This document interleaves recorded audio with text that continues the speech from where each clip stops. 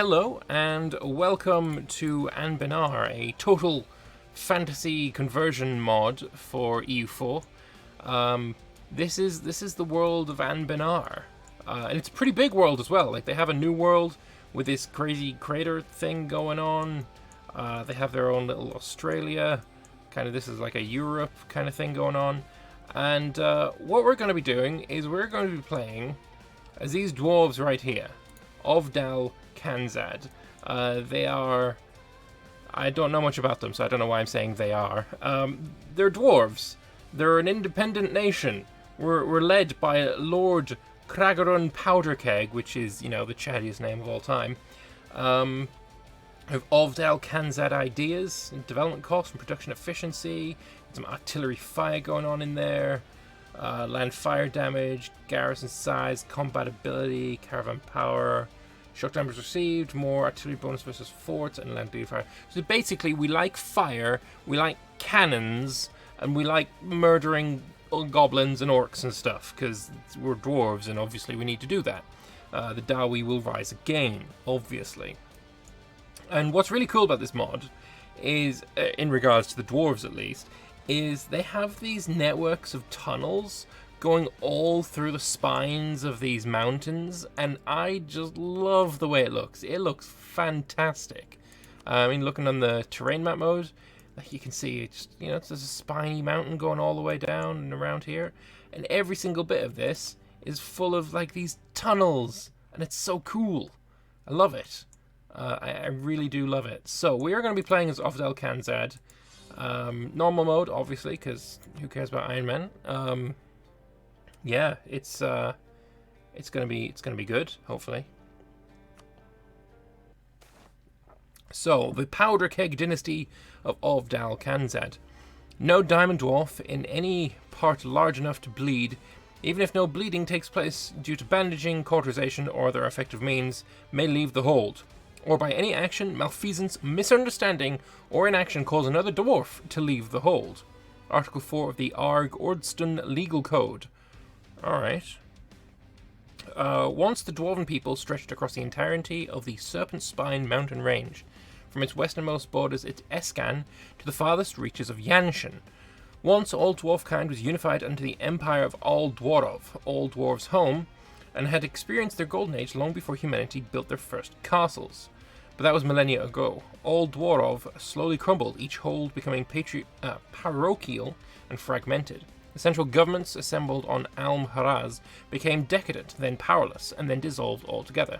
The Great Dwarven Rail, maintained by Natvir, which once carried beer from Hul Az Krazakol and scientific discoveries from Dur Vazhatun across the entire Serpent Spine, fell into disrepair. And when countless numbers of orcs poured out of Hul Jorkad, it was the final nail in the coffin of the long decline known as the Last Days of the Dwarvar, which was ironically over thousands of years. Yeah, last days, 1,000 of those. Cool. The ferocious rush across the Serpent Spine shattered holds, slaughtered dwarves, and invited even the most cowardly goblin to infest the tunnels of the mountains, leaving much of the western Dwarvar in ruins. The eastern half fared better, for a time, and Gronstunad led an empire of its own, but there too would fall when the Hobgoblin command claimed the Jade Mines as their own. There's a lot of history here, but I think this is interesting as hell. I'm loving this. I don't know about you guys, but I'm loving this.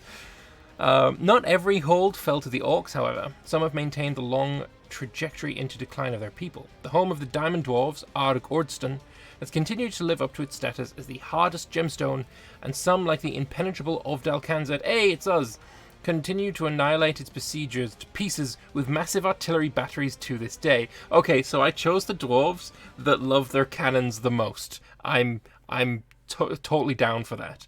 Yeah, you can have your diamonds. Diamonds are weak and effeminate. We like cannons, we like gunpowder, we like big explosions, and lots of goblin and orc body pieces flying all over the place. I love it. I'm absolutely down for that. But even if their holds still stood, the scars accosted to dwarfkind went deep. The dark outside a hold's wall was never to be set foot in, and with their attention focused entirely inwards, the wounds that had brought down the Old Dwarov only festered. Dwarven innovation ceased. Novel research was replaced by endless debates on the same minor issues, while architects ceased new construction and simply polished their predecessors' wonders. But even the Hold's inward focus cannot blind them to the green tide, when Corgus Dukenson unified the clans and led them pouring out of the Serpent Spine into Esken and the Deepwoods. This disruption into the Serpent Spine's status quo served as a spark in your Hold's dusty halls, and once sleepy voices now rise with passion. But the road ahead will not be easy. You must lead your state out of its long, long slumber, and while millions of orcs and goblins have... Aww. That's really...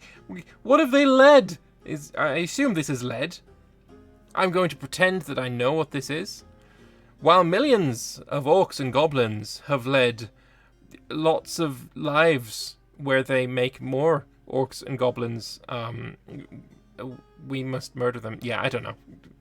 Done. Right, it's long, but that was interesting as fuck. And, knowing the history and what's going on with our dwarves is it's a good thing for me. So we are doing ancestor worship. We get fort defense, cost of advisors with rose culture, blah, blah. Ancestor worship faith reflects the great oral history of the dwarves, which features various heroes and kings and stretches all the way back to the dwarves' creation by Halana the Earth Mother in the Tree of Stone. It's said that the Hall of 100 storytellers could not tell the full dwarven folklore even if they had 100 years to do it. Their stories were ancient by the time of Aldorov, and the rise and fall of the great empire only left behind more tales of tragedy and glory.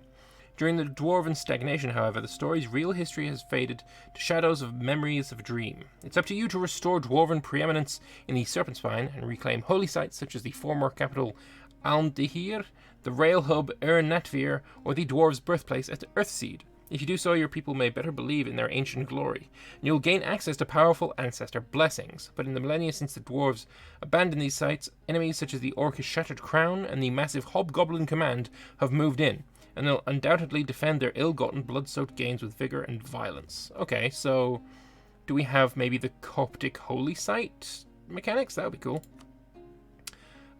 Government, cool. Environment, there's no region-wide mechanics in this region. Cool. That's awesome. I love that. So, the Remnant Awakening. So we are, I guess, a remnant. For millennia, we've waited within the safety of our hold. As the Dwarvar burned around us, amidst the chaos of orc and goblin invasions, we closed our gates and waited. Now, however, the time for waiting has ended. We must go out, reclaim the Dwarvar, and build a great dwarven nation once more. The question now faces us. What shall be our first step? Shall we begin preparing to dig and expand our hold? Shall we prepare colonists to expand into the tunnels? Or shall we rebuild our foundry to better equip our army? So which one shall we do? Okay, so do we want to dig and expand for admin points? Prepare colonists to expand into the tunnels. Bearing in mind we don't actually have any colonists right now, I'm tempted by that one. Or make our army better. I believe we have some really... Oh wait, we do get colonists. Oh, stagnant remnant, -3. If we got +1 and -3, we're technically on -2. So I don't know if this would actually... Unless it gave us, +2. I don't know if this would actually do much for us. That will go away once I take the decision. Okay. If that goes away when I take this decision, then I still have 1 colonist. So I'm tempted then to do expanding our hold. That seems like a better way to go, maybe. Although if I do have more than 1 colonist, like if I take this and get a bunch of colonists, we can expand faster, and that might even be better. I think we're going to go with more colonists. That feels like a good idea to me. So we're going to go with that. Maybe I'm going to need a monthly tick for that to go over. Okay. Decisions. I've got decisions, a lot of them. Apply a state edict to all state provinces. Oh, that's cool. That's something that base EU4 needs. Manual development growth summary. To see a summary of your manual development growth via development clicks, hover over the requirements for this decision. Cool. Racial tolerance and pop control. Do we want to purge? I'm not going to say that. I like having a YouTube channel. I ain't going to read that out loud. Alright, that's fine. We'll leave them alone for now. Ancestor worship faith. Do we want? We get to pick a blessing. Alright. National unrest, development cost, tolerance to the true faith, construction cost, morale of armies, institution spread, or global settler increase. If we're going to have colonists, that plus 20 global settler increase is what I am most tempting by. Urist the Pioneer's Spelunking Manual. Also, oh my god, the names of these are amazing. Urist the Pioneer's Spelunking Manual, the Mined Manuscripts of Melagar the Inventor, Crummel Orcslayer's Book of Dwarven Grudges, Balgar the Builder's 15 Steps of Construction, The Way of Dagrin Everbeard, Hehogrim the Diligent's Treatise on Architecture, and Grimron's Laws of the Dwarvacron. That's cool, I like it all, that's flavor, I love it, but we're going to be going with settler increase. Alright, so if I get more holds, I guess I will get more bonuses. Arg Ordston is controlled by a dwarf, which is nice. I don't know where it is. It's not been discovered. None of these have been discovered. But I guess that can be the overarching goal of the campaign, is to own all of, you know, our ancestors' holds. That could be cool. Alright, so do we want to have some advisors? Oh, I will also say that I am running with Floki's, oh, is it Flogi? Flogi with a G. Idea variation mod, which adds a bunch of ideas because they're cool.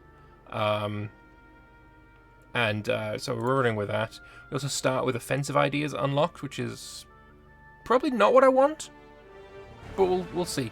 We haven't taken any ideas in it yet, so just abandon that for now. But that also means we can choose whatever advisor we want, which is nice. I think I might want to go with, honestly, turning the music down just a smudge. Remnant Awakening. We are a remnant and we have just awoken, so let's play that one. Also, I think this is added by the mod itself, which is cool. Alright, so do we want an advisor? Do we make any money from production? We do. We have iron. So maybe, you know, increasing our production efficiency would be good. We do make more from taxes than we do from production. But production also increases our trade, so it might be worth... I don't know which one's actually going to give me the most money. Let's go with production. Actually, how much money do we make? 129. If we're going to get colonists, I'm going to wait just a little bit to see how much we can actually afford. Trade-wise, I guess we can collect from trade. Yeah, let's collect from trade. And let's unpause. Do I get some colonists? Please tell me that I do.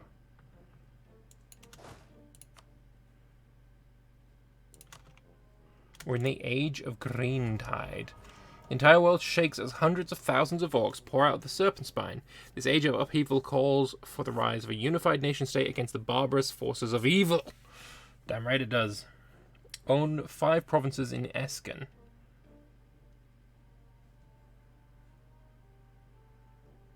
But you can't do it if you're an orc or a goblin. Nice. Embrace the Renaissance.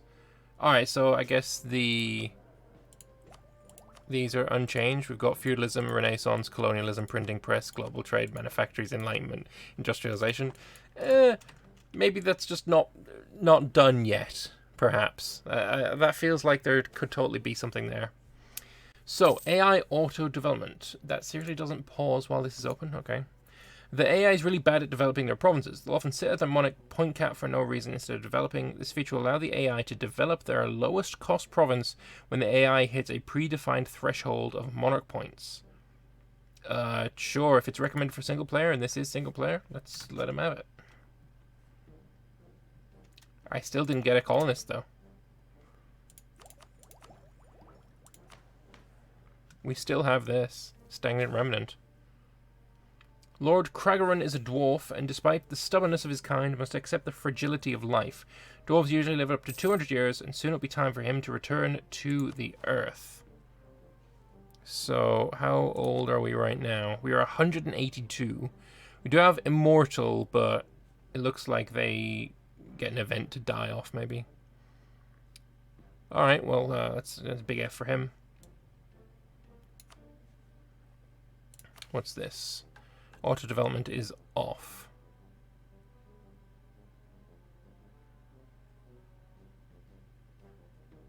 Oh, okay. Automatically increase the development of your cheapest province when at the monarch point cap. I kinda want that on. That seems really nice, to be honest. I'll take that. I'll take that. Alright. I also love that they've changed the names of the months, but then also still left it at 12 months per year and got themselves a, the number there, so we know. That's cool. All right. It said it'll do it after many years, did it?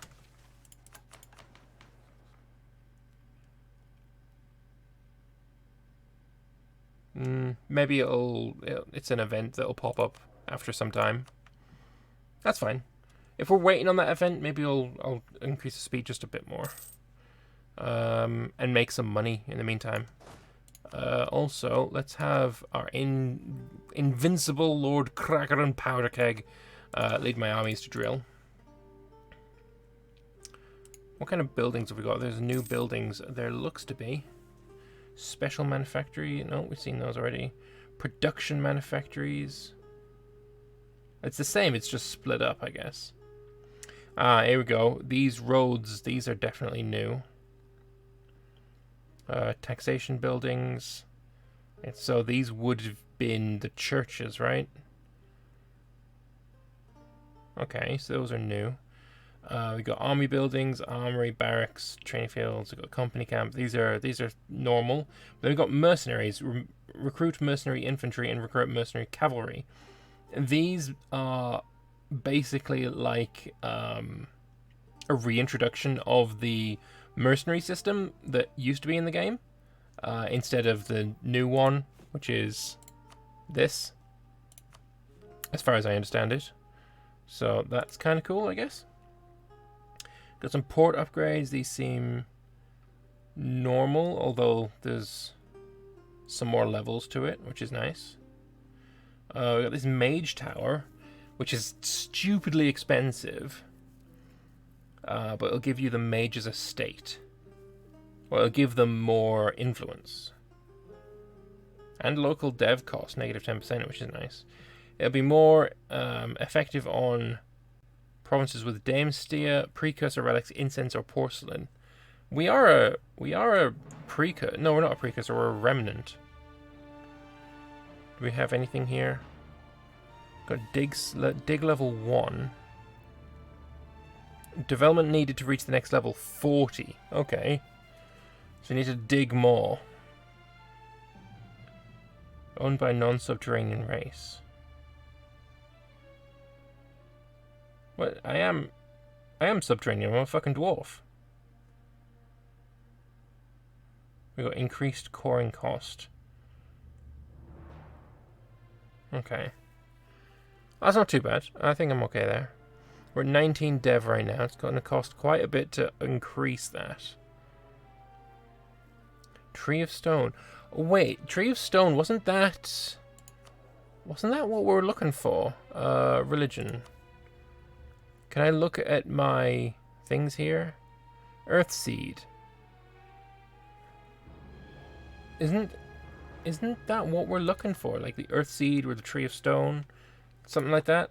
Maybe one of these provinces that I have yet to find is the Earth Seed Tree of Stone thing. Maybe. I don't know. Anyway, we'll keep it unpaused so that we can maybe try and get these colonists at some point in the near future. And also decide what kind of idea group we want to go down. I'm very tempted by... I mean, if we're looking to colonize a bunch, I'm definitely thinking some kind of maybe expansion ideas to get just one colonist, is it? It is only one colonist. Okay. What is this? Adventurers insult the clergy. Oh, right, we've got guilds. Oh, there's the blessings and holy sites. Where's estates? Here we go. So we got the clergy and nobility, merchants, adventurers, and mages.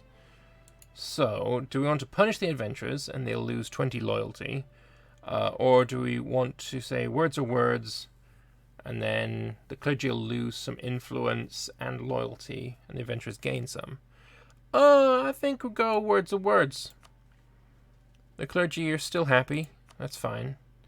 Oh, wow. This is a interesting new screen. I like this. Being able to see more at once instead of having to scroll through a list. That's very nice. Actually make use of the space on my screen. Do I want to add anything yet, though? Admin advisor cost is always a nice one to have. I could do that. I mean, I don't actually have any advisors right now. I can't really afford them. But eventually we'll have that. We'll leave it for now, though. Also, yeah, we got low crown land. So maybe, do I want to just do a dev click? I kind of do. Let's do one dev click. Didn't really help. We could seize some land, but all the states lose 20 loyalty, and none of them would stay loyal. We also have the diet, which is nice. Unfortunately, they don't have proposals from the adventurers on mages. That would have been cool if they'd added that. The clergy request we invest in prosperity. Nobility are worried at my diplomatic isolation. And these guys request we invest in the prosperity. So what do you want? You want 8 base tax in my capital. You want 2 allies. And you want 10 base production.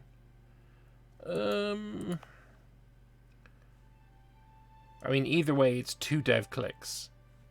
Or 2 allies, and I don't even see anyone. 2 dev clicks, I think. You're going to give me prestige. You're going to give me a shit amount of money. Let's go with 2 dev clicks of admin. Because I can do that already. There we go. Lovely. Right, there's some more things that we've got to do. And we have not looked yet at our missions. So, we've got the Kanzadi missions. So, first off, reclaim Outer Kanzad. Which means I just need these 2 provinces. Okay. That would give me local construction cost and dev cost down for 15 years. Alright. And we've got, have a level 2 hold. Which I believe is what it told me what I needed for that, right? There it is. I need 40 dev to get to that level 2 hold. Alright. So it's going to take a while, I think. But in return, I get dev cost. Alright. So this is like a reclamation kind of route, and this one is rebuilding, perhaps? I don't want to go all the way through them just yet. I will do them all. Like when I do a campaign for EU4, I like to, finish the mission tree. It's always nice. I don't want to go too far, but at least we know what we need. 40 dev and 2 provinces. And then when we've done that, we will continue and move forward again. I feel like Crownland is not going to be an issue then for any length of time, purely because you get Crown Land when you develop. And if the game is expecting me to develop so heavily that I get to 40 dev, then we're going to get so much crown land, it's not even fair. Change racial military. If you've only 30% development of an integrated race that is not your own race, you'll be able to change your dominant race for your military. Ooh. It's all unavailable. What kind of races do we have here? Racial tolerance and pop control. Let's have a look at that. It just tells me what all these people are. Are there any half-orcs here? I don't know, but I don't want to spend money on getting rid of them. I don't think we should have any sub-races here, right? If we're a remnant, we've only just opened our gates to look outside. And we're a dwarven majority, but what are my minorities? Is there any way to check your minorities? I don't rightly know. Can I explore the tunnels with my army? No, because I don't have any conquistadors. And I can't buy conquistadors. I could buy a conquistador if I took maybe expansion ideas and took the first one. Or exploration and take the first one. Very interesting that neither of these are giving more than one. Could have sworn in base EU4 isn't expansion ideas like the finisher, you get another colonist. I don't see any more colonists at any point. Just as a brief scan over, I'm obviously not checking the finisher of any of these. But I don't see any more colonists, it's just those two. I mean, expansion... Native uprising chance there, settler chance is nice. Or we could go exploration, and we've got settler increase, settler chance. May establish Siberian frontiers. Holy shit, no, it's done. It's done, it's exploration. Siberian frontiers in your idea groups? Holy fuck. That is absolutely glorious. Hell yeah. So, Siberian frontiers is... You get a free colony. As long as it's adjacent to where you are, you can just start colonizing it for free. You just don't get the extra settler chance, I think it is. So, you know, when you colonize something, you get your settlers per year and then chance of extra settlers. With Siberian Frontiers, you don't get that chance. But who cares? Do I want to gain stability? Yes. Yeah, no, we're totally on the right path. If I can get them Siberian Frontiers going, oh baby. I mean, we could immediately do both of these with Siberian Frontiers. I think what would actually be a better idea, though, is to colonize this one specific... Oh, obviously, by the time we get to Siberian Frontiers, we'll have both of these already. But generally, you want to have, like, a road of properly colonized provinces. Because then you are getting them done faster, and then the branches from the road that you're making would be Siberian Frontiers. It sort of like fills out the sides. So I would colonize the road, and then Siberian Frontiers, all this stuff in the middle, is what I would think I would do. Siberian Frontiers isn't as good when you're so linear. Maybe not, but yeah, we'll see. You can have like 10 of them going at the same time. Yeah. That's what I'm thinking. At some point, it'll be nice to, you know... My colonists are busy doing stuff, so let me just use Siberian Frontiers to get the rest of it. That seems like a really good idea to me. Okay, we're positive on points. How long is it going to be until I get my colonists?